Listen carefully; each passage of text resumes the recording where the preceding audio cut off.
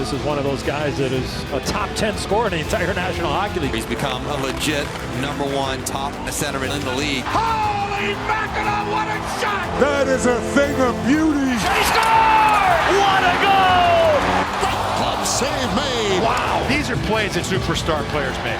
He's an elite superstar. I'm the best in the biz. One of the best players on the planet. The start of the NHL season is amongst us, and so the end of our top 50 NHL players of 2019 list is as well. We are counting down players 5 through 1, naming the top NHL player ahead of the start of the season. Look, just because this is the end of our list, it doesn't mean it is the end of the Fire NHL content that will be posted on this YouTube page all season long. So youtube.com/Sportsnet. Hit subscribe. You're here right now, so hit subscribe right now so you don't miss a single piece of content from the NHL season. Rory, Boylen, Ryan, Dixon, they've been here throughout this entire countdown. They are the reason we are having this countdown as well. You guys have been great. You guys ready to get into this Let's do it. final episode? That's why we're here, buddy. Give me the passion. Give me the please. Coming in at number 5, Patrick Kane. Patrick Kane behind Shabana, backhand shot, score! Patrick Kane, the overtime winner. What a play here by Patrick Kane to settle this puck down off of his skate. Patrick Kane has just been spectacular all season. It's been around for a while now, guys. We're waiting for him to have one of those down seasons. It doesn't seem to happen. Number 5 player, the right spot for Patrick Kane? I think so. The guy has missed only one game the past 4 seasons. He has more points than any other NHL player over that time. He is just an absolute offensive wizard. We've been talking a lot about people's all-around game, and that's why they're so high. That's not Patrick Kane. He is pure offense, pure magic, hands, set up, score goals. When he has the puck in the offensive zone, he is just must-watch. It's interesting because, you know, his teammate's not on this list, Jonathan Toews, and some would argue, well, Jonathan Toews is a big reason why Patrick Kane has a lot of success.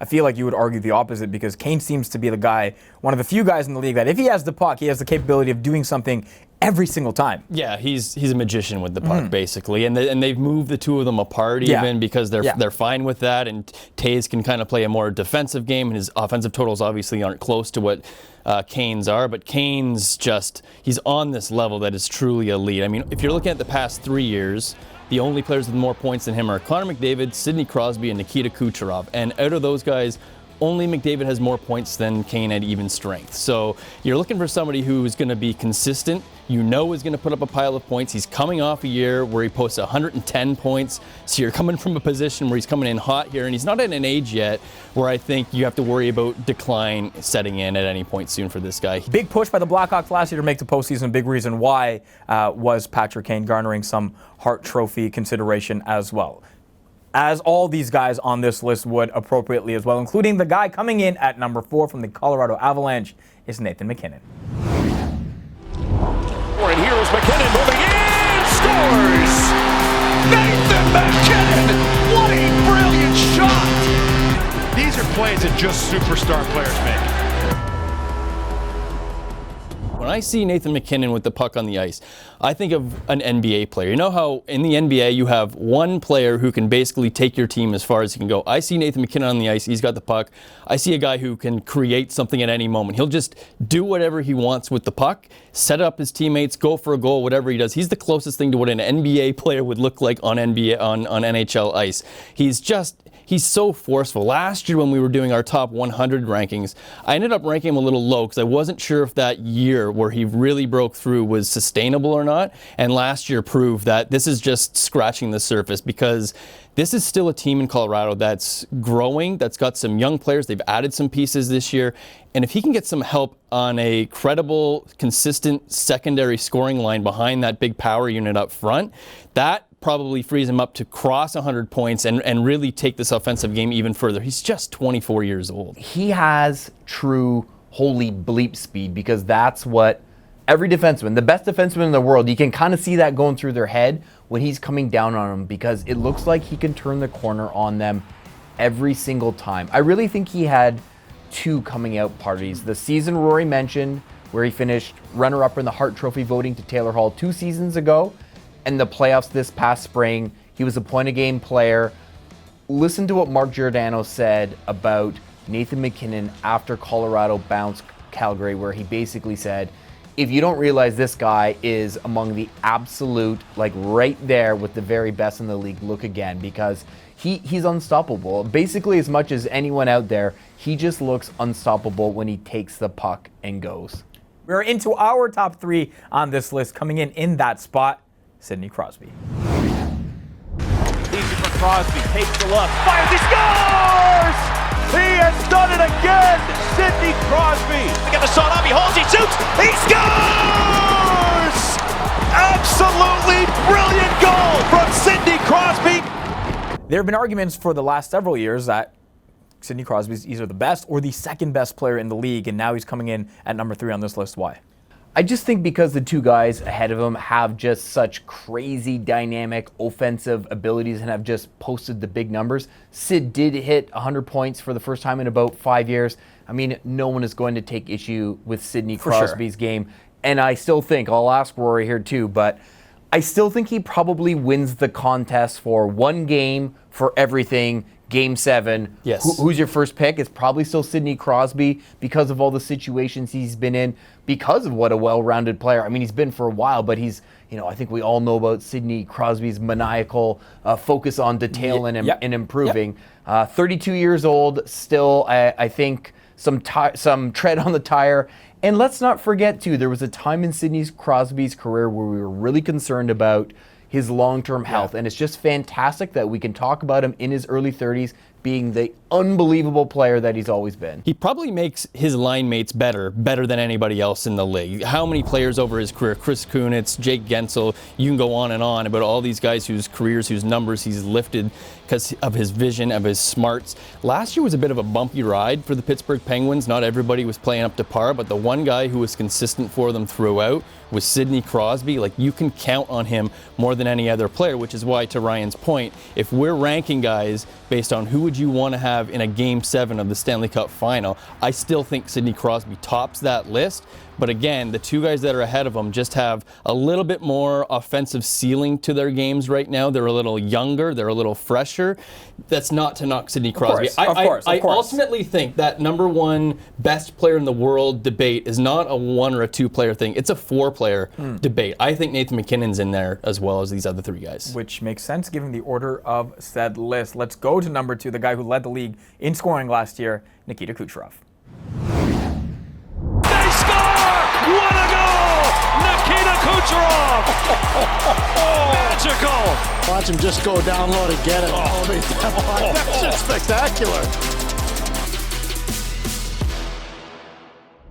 Nikita Kucherov, second-ranked player on this list for a pretty good reason. 128 points. Like, think last about year. that number for a second. 128. Yeah. The last time anybody in the league scored 128 points was Mario Lemieux and Jaromir Jagr in 1995-96. I mean, that's insane.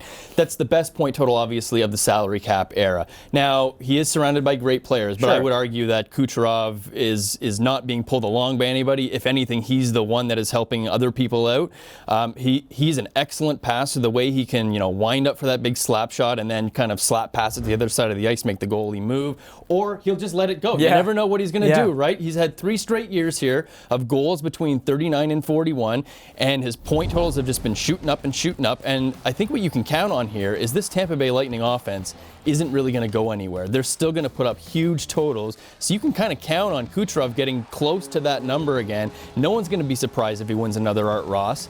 I wouldn't be shocked if he gets to 130 points. Seriously, The sky is the limit for this guy in that team. Any guesses, guys, out there? Who's number 1? I'll give you like 4 seconds. Connor McDavid is the top-ranked player on our top 50 NHL players of 2019.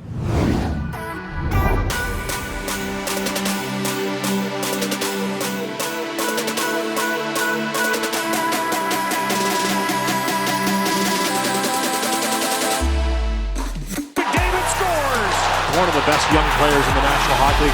McDavid comes in, scores! If you're shoulder to shoulder with him, forget it. He's got you. This guy's got next level skill. He's an elite superstar.